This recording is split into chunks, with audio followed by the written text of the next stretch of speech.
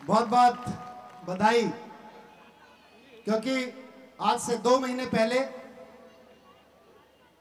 जब ये ऐलान हुआ मुझे मेरी पार्टी की तरफ से, मेरे साथियों की तरफ से, कुछ यहाँ बैठे हैं कुछ यहाँ बैठे हैं, उनकी तरफ से जब कहा गया कि मुझे पटपड़गंज विधानसभा का चुनाव लड़ना है, तो यहाँ के कांग्रेस के नेताजी ने मुझसे कहा था कि मनीष सिसोदिया जी, आपकी पटपड़गंज में जमानत न जब्त हो जाए तो बताना। जमानत बचाने के लिए आप लोग आ गए, आपने आज सूचना दे दी।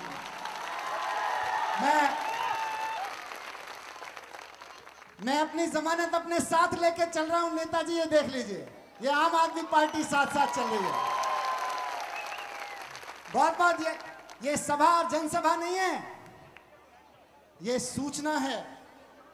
यहां बैठा एक एक आदमी उस सूचना में यज्ञ बन के, आहुति बन के बैठा हुआ है कि आ गए हैं और जीत के दिखाएंगे। जमानत की तो बात भूल जाओ। ये लोग बहुत कहते थे चुनाव लड़के दिखाओ, चुनाव लड़के दिखाओ, चुनाव लड़के दिखाओ। अब लो, हम चुनाव लड़के दिखाएंगे। और चुनाव लड़के नहीं, हम विधानसभा में बैठ के दिखाएंगे। और 15 दिन के अंदर अंदर 15 दिन के अंदर अंदर अन्ना हजारे का वो जन लोकपाल कानून बना के दिखाएंगे, जिसके लिए मैंने और आपने जंतर मंतर पर लड़ाई लड़ी थी। 15 दिन के अंदर अंदर 5 दिसंबर को दिल्ली में सरकार बननी है आम आदमी पार्टी की, और मैं दावा करता हूं और वादा करता हूं कि 20 दिसंबर को अन्ना हजारे का जन लोकपाल कानून दिल्ली में लागू कर देंगे। 20 दिसंबर को उल्टी गिनती गिनना शुरू कर दीजिए। मेरे लिए नहीं, अरविंद केजरीवाल के लिए नहीं, बल्कि उन तमाम भ्रष्टाचारियों के लिए उल्टी गिनती गिनना शुरू कर दीजिए कि 20 दिसंबर के बाद 6 महीने से ज्यादा वो बाहर नहीं रह पाएंगे, जेल में रहना पड़ेगा उनको। उल्टी गिनती गिनना शुरू कर दीजिए। मैं आज की इस सभा के लिए धन्यवाद और बधाई, धन्यवाद तो नहीं, बधाई देना चाहता हूं उन साथियों को जो पिछले कई दिन से दिन रात एक करके पोस्टर चिपकाने में लगे हुए हैं, रिक्शा चलाने में लगे हुए हैं, SMS भेजने में लगे हुए हैं, दिन रात बीवी बच्चे परिवार नौकरी किसी चीज का ख्याल नहीं करते हुए लगे हुए हैं। क्या कि चुनौती देनी है कि देखो हमारी जमानत ये बैठी हुई है, और हमारी जमानत नहीं, जीत बैठी हुई है यहाँ पे। मैं बधाई देना चाहता हूं उन लोगों को, आपकी मेहनत सफल हुई। और अभी तो ये गेट बंद कर दिया गया है, मुझे बताया गया कि जितने अंदर हैं उतने ही बाहर खड़े हुए हैं, अंदर आने को बेताब हैं, क्योंकि अभी कुमार को भी सुनना है। साथियों, चुनाव है और चुनाव में एक नेता के लिए सबसे जरूरी होता है कि वो वोट मांगे। तो सबसे पहले तो मैं वोट मांगने का काम कर देता हूं। आप सब लोगों को आने वाले विधानसभा चुनाव में कहां मोहर लगानी है? कहां पे? अरे मुझे तो सुनाई देगा, शीला दीक्षित को सुनाई नहीं दिया। कहां पे मोहर लगेगी? मोहर लगेगी, झाड़ू पे मोहर लगानी है। और झाड़ू पे मोहर इसलिए नहीं लगानी है कि मनीष सिसोदिया को MLA बनाना है। झाड़ू पे मोहर इसलिए नहीं लगानी है कि लक्ष्मी नगर से भाई विनोद कुमार बिन्नी को MLA बनाना है, इसके लिए नहीं लगानी है। झाड़ू पे मोहर इसलिए भी नहीं लगानी है कि अरविंद केजरीवाल को CM बनाना है, बल्कि झाड़ू पे मोहर इसलिए लगानी है कि पटपड़गंज विधानसभा की गलियों में, सड़कों में लगे हुए एक एक गड्ढे का हिसाब लेना है, इसलिए झाड़ू पे मोहर लगाना है। एक एक गड्ढे का हिसाब लेना है। मंडावली में मारे गए उन बच्चों की मौत का हिसाब लेना है जो स्कूल में मार दिए गए थे, स्कूल से ले जाके मार दिए गए थे, उसका हिसाब लेना है। शशि गार्डन की झुग्गियों में रोज हो रहे अत्याचार का हिसाब लेना है, इसलिए झाड़ू पे मोहर लगानी है। बिजली के बिल आधे कराने हैं और हर घर को पीने का पानी लाना है, इसलिए झाड़ू पे मोहर लगानी है। इसलिए नहीं लगानी है कि हमें MLA बनाना है, इसलिए नहीं लगानी है कि अरविंद केजरीवाल को मुख्यमंत्री बनाना है, ये तो माध्यम है। इसलिए मोहर लगानी है कि जब भी बारिश होती है, मंडावली की सारी की पूरा का पूरा पटपड़गंज विधानसभा पानी में डूब जाता है, एक छोटी सी बारिश में, उस बारिश के खिलाफ मोहर लगानी है इस बार। यहाँ के MLA बार बार कहते हैं बहुत विकास किया, बहुत विकास किया। उस विकास के बाद भी यहां बैठे लोगों से और दूर तक एक एक डेढ़ डेढ़ दो दो किलोमीटर तक श्री राम चौक से लेकर शांति पार्क तक सारी जगह हमने माइक लगवाया है ताकि आवाज जा सके, और ये आवाज जा ना सके बल्कि वहां के दिल से निकल के आवाज आ सके। आवाज निकल रही है। किस विकास की बात कर रहे हो? मैंने पूछा मंडावली के एक साथी से, किसी ने पूछा मुझसे कि आप कांग्रेस के एक साथी थे, यहाँ के एमएलए के नजदीकी थे, बोले अरे आपको विकास नहीं दिखाई देता? पटपड़गंज विधानसभा में इतना विकास कर रखा है हमारे एमएलए साहब ने। मैंने उनसे पूछा, और ध्यान दीजिएगा, आपका जवाब हो, आपका सवाल हो तो सही बताइएगा मुझको।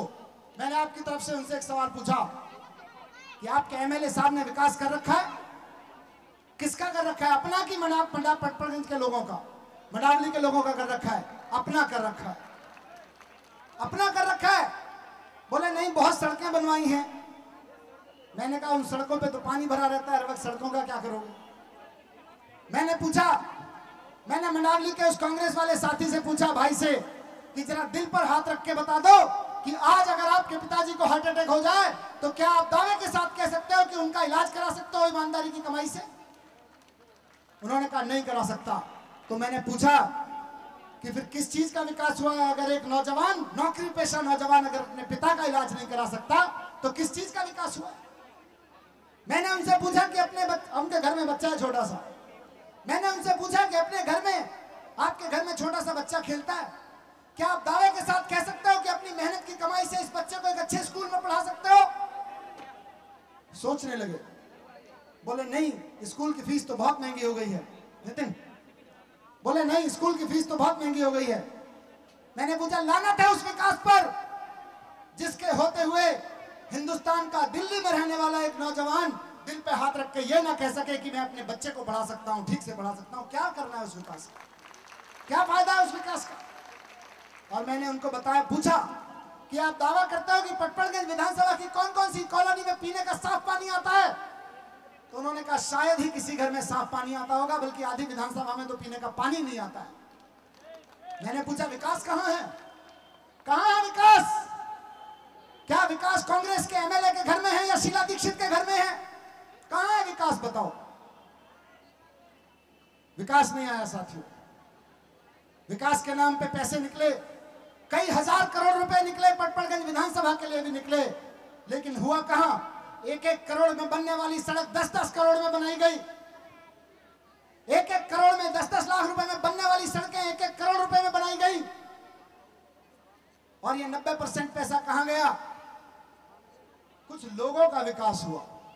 याद रखना, इसी कांग्रेस के सांसद थे आपके इलाके के, आपने उनको चुन के भेजा था, जो यहां से मध्य प्रदेश जा रहे थे। उनके तकिए के नीचे किसी ने 9 लाख रुपए रख दिए थे। पुलिस वालों ने पूछा भैया कहां से आए?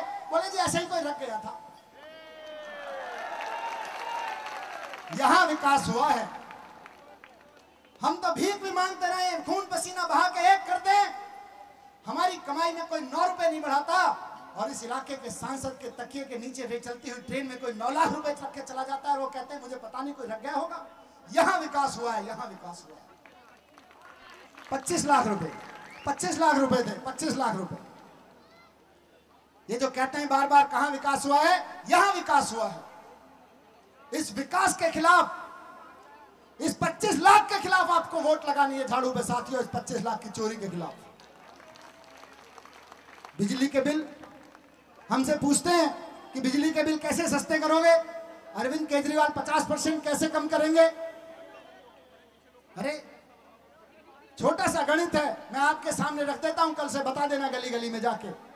450 करोड़ रुपए के ट्रांसफार्मर 950 करोड़ रुपए में खरीदे गए, और कहा गया कि हमको तो घाटा हो गया, बिजली के दाम बढ़ाओ।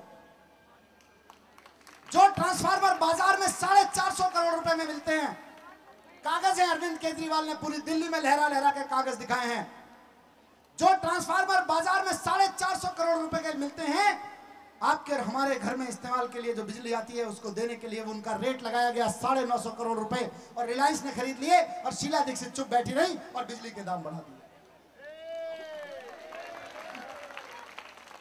दिल्ली में एक छोटी सी चीज बिजली से रिलेटेड, दिल्ली में 100 यूनिट अगर बिजली चाहिए तो ये कंपनियां, शीला दीक्षित की सरकार इनको बिजली खरीद के देती है 150 यूनिट, और बची हुई बिजली को ये रिलायंस वाले और टाटा वाले सस्ते में बेच देते हैं बाजार में। 8 रुपए की बिजली खरीद के 2 रुपए में बेच देते हैं और उसके बाद कहते हैं बिजली के दाम बढ़ाओ, घाटा हो गया।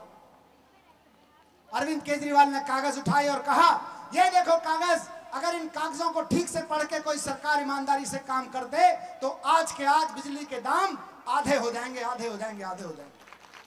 अरविंद केजरीवाल आपके ऊपर एहसान नहीं करने आए।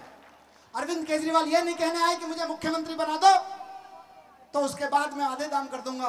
उसने कहा कि ये तो दिल्ली की जनता का हक है, बिजली तो उनको आधे दाम पे मिलनी चाहिए। बिजली का रिलायंस वालों के बाप की है, बिजली तो मेरी और आपकी है। मेरे और आपके पहाड़ों के बीच बिजली बनती है, मेरे और आपके पहाड़ों के बीच बिजली बनती है।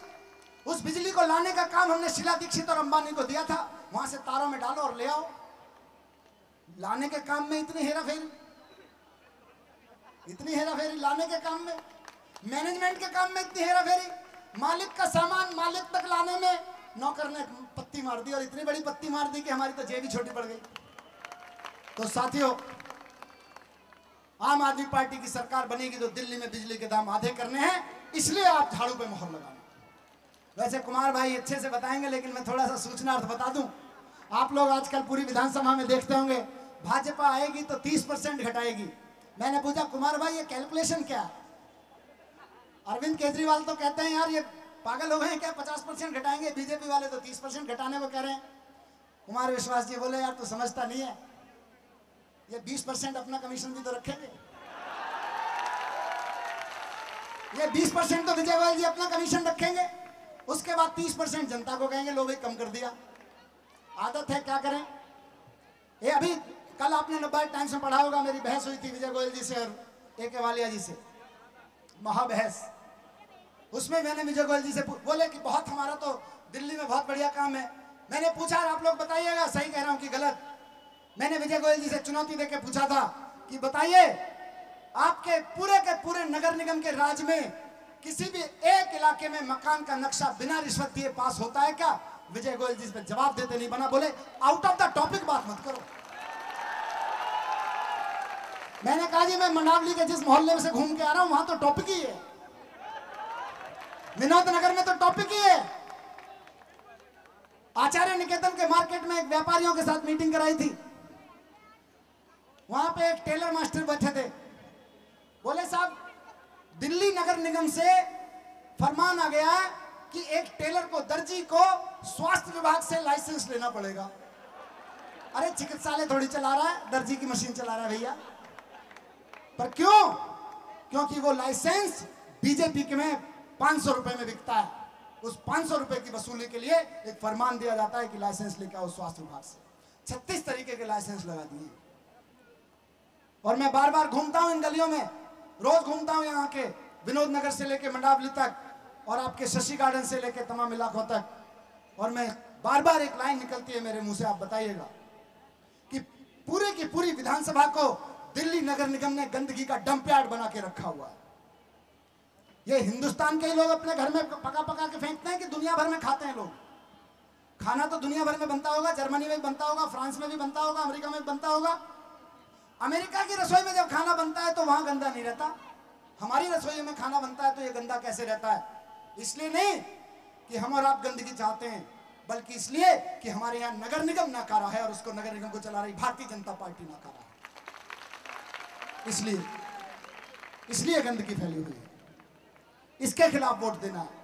इस गंदगी में आपके बच्चे बीमार होते हैं तो जिस अस्पताल में जाना पड़ता है वहां अस्पताल में भ्रष्टाचार है, उसके खिलाफ वोट देना है, तो झाड़ू पे वोट देना है।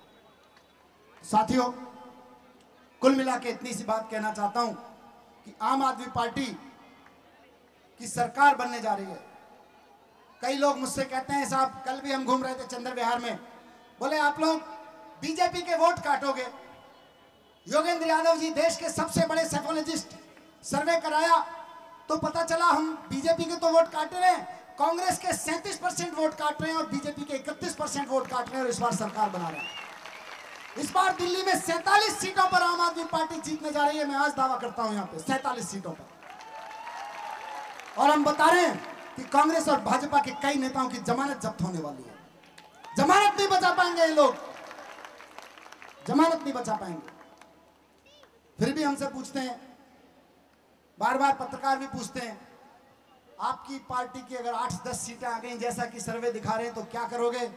मैं आपको बता रहा हूं और बता देना गली गली में जाके कांग्रेस और भाजपा के भाइयों से कि आम आदमी पार्टी को मिलने वाली एक एक वोट कांग्रेस और भारतीय जनता पार्टी के प्रति जनता के गुस्से का प्रतीक होगी। उस पर समझौता नहीं हो सकता, उस पर किसी से मिलन नहीं हो सकता। दोबारा चुनाव कराने पड़े लेकिन ना कांग्रेस की गोद में बैठेंगे ना भारतीय जनता पार्टी की गोद में बैठेंगे। आम आदमी खुद एक पक्ष है, आम आदमी खुद एक पक्ष है। किसी ने मुझसे पूछा अभी कि भाई इसका मतलब तो तुम मेरे ऊपर दोबारा खर्च का बोझ डालोगे। ध्यान से सुन के जाइएगा और ये जवाब देना पड़ेगा आपको बार बार।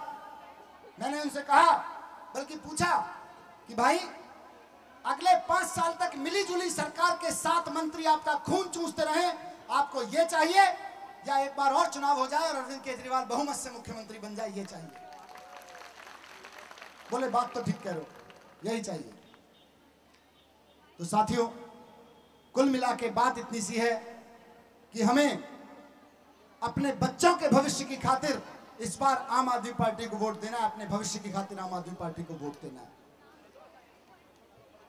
आज आप जब सभा के बाद घर जाएं, कई लोग तो लेकर आए अपने साथ साथ, उन्हें पता है कि यहां बात होती है। अपने अपने मासूम बच्चों की तरफ नजर उठा के जरूर देखना और सोचना कि जब ये आज से 15 साल बाद, 20 साल बाद जब कहीं नौकरी कर रहा होगा, कोई व्यापार कर रहा होगा, कोई दुकान चला रहा होगा, तो क्या कांग्रेस और बीजेपी के शासन में इसमें इतनी ईमानदारी आएगी कि ये बच्चा, ये मासूम सा बच्चा उसको झेल पाएगा? इतनी बेईमानी रहेगी। जितनी बेईमानी ये लोग आगे ले जा रहे हैं, जिस तेजी से बेईमानी फैला रहे हैं, क्या हमारे बच्चे, मासूम से बच्चे इस बेईमानी व्यवस्था को झेल पाएंगे? अगर आपको लगे कि इस बच्चे को एक ईमानदार देश देना है तो वो मेरी भी जिम्मेदारी है और आपकी भी जिम्मेदारी है। आपकी भी जिम्मेदारी है, आपकी भी जिम्मेदारी है, हम सबकी जिम्मेदारी है कि हम इन बच्चों को एक ईमानदार देश देके जाएं। ये हम सबकी जिम्मेदारी है और इसी जिम्मेदारी को निभाने के लिए इस बार आने वाले विधानसभा चुनाव में झाड़ू पे मोहर लगाना, झाड़ू पे। आखिरी बात कह के अपनी बात खत्म करूंगा। हो सकता है आपको कांग्रेस का कोई नेता अच्छा लगता हो सकता है भारतीय जनता पार्टी का कोई नेता अच्छा लगता हो। अभी मैं एक सभा में था तो किसी ने मुझे कहा कि सिसोदिया जी, वैसे तो बात ठीक है, मैं अच्छी लगती है आपकी आम आदमी पार्टी, आपको वोट देंगे हम सोच रहे हैं, लेकिन जरा देख लें बीजेपी किसको टिकट देती है। हो सकता है भारतीय जनता पार्टी को किसी और अच्छे आदमी को टिकट दे दे, आपसे अच्छे आदमी को टिकट दे दे। मैंने कहा जी बहुत बढ़िया बात है, बीजेपी अगर मुझसे अच्छे आदमी को टिकट देती है तो आपको जरूर उसको जिताना चाहिए, लेकिन जरा ध्यान रखना कि कमल पे लगने वाली हर मोहर विजय गोयल को चीफ मिनिस्टर बनाएगी अरविंद केजरीवाल के मुकाबले। आप क्या आप चाहेंगे? मैंने पूछा कि आप अरविंद केजरीवाल को चीफ मिनिस्टर देखना चाहते हो या विजय गोयल को? ये तय करके वोट देना। मनीष सिसोदिया को एमएलए देखना चाहते हो, महत्वपूर्ण नहीं। ये बात उन्होंने सुनी तो बोले बात तो ठीक है। तो एक बात मैं कह के अपनी बात खत्म करना चाहता हूं अच्छे नेता की। अभी मेरे एक दोस्त बता रहे थे और कई बार और लोग बताते हैं, कई लोग कहते हैं साहब वो ये कांग्रेस का नेता या बीजेपी का फलाना नेता आदमी बड़ा अच्छा है साहब। वो किसी ने अभी बताया, ध्यान से सुनिएगा, कोई महत्वपूर्ण बात है। किसी ने अभी बताया जी हमारे यहाँ चोरी हो गई। कुमार भाई, अभी हमारे किसी साथी के यहाँ, किसी निवासी, किसी नागरिक के यहाँ चोरी हो गई, तो वो बड़े अच्छे से बता रहे थे, बड़े सम्मान के साथ कि भैया हमारे यहाँ तो चोरी हो गई और आधा घंटे के अंदर अंदर हमारे एमएलए और एमपी हमारे घर आ गए। बड़े अच्छे लोग हैं। मैंने पूछा जरा ये भी पता कर लेते चोरी होने से पहले वो दोनों कर क्या रहे थे। अरे एमपी और एमएलए वो अच्छा जो चोरी होने पे मेरे घर आ जाए, या एमपी और एमएलए वो अच्छा जिसके होते हुए चोरी ना हो सके? कैसी सरकार चाहते हैं आप बताइए? कई लोग मुझे कहते हैं भाई बहुत पुराने लोग हैं, पुरानी दोस्ती है। किसी ने, मैंने गली में गया, मैंने कहा जी आप हो साथ? बोले जी साथ तो आप क्यों? मैंने कहा आओ खुल के चलो गली में। बोले जी थोड़ा सा शर्म है आंखों की। मैंने उनसे पूछा कि आप तो आंखों की शर्म में मर गए और ये आपकी जेब से आपके बच्चे की फीस के नाम पे आपकी जेब की कमाई निकाल के ले गए, इनको शर्म नहीं आई? आपको शर्म आ रही है? बिजली के दाम बढ़ाने के नाम पे आपकी मेहनत की कमाई आपकी जेब से निकाल के ले गए, इनको शर्म नहीं आई? आपको शर्म आ रही है?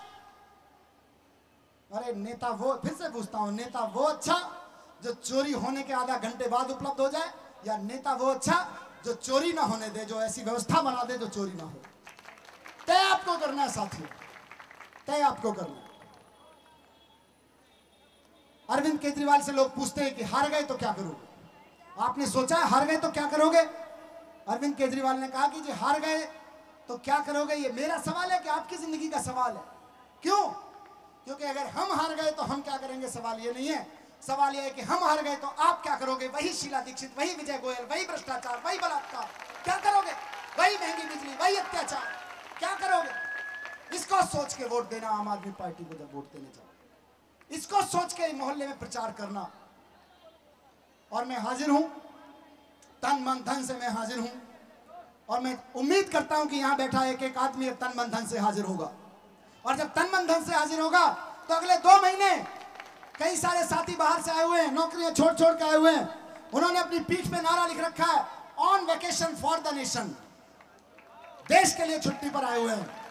अगले 2 महीने देश के लिए छुट्टी दे दो, देश के लिए छुट्टी लेके आ जाइए। विनोद नगर, मंडावली, चंद्र विहार से लेकर शिशु गार्डन और नागार्जुन अपार्टमेंट तक को एक कर देते हैं और पूरे हिंदुस्तान को एक कर देते हैं। आ जाइए। इतनी बात कह के मैं अपनी बात खत्म करूंगा। एक जोरदार नारे के साथ बताइएगा कि आवाज पहुंची कि नहीं पहुंची। आम आदमी पार्टी